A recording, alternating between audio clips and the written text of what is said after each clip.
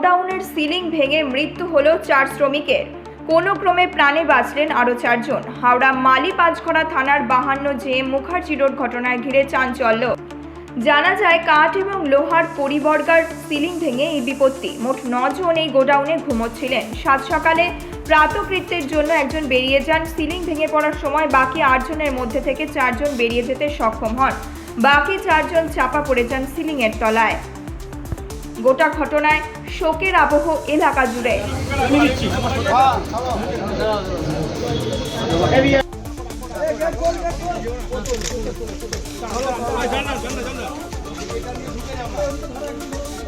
নাম কি এর নামটা কি?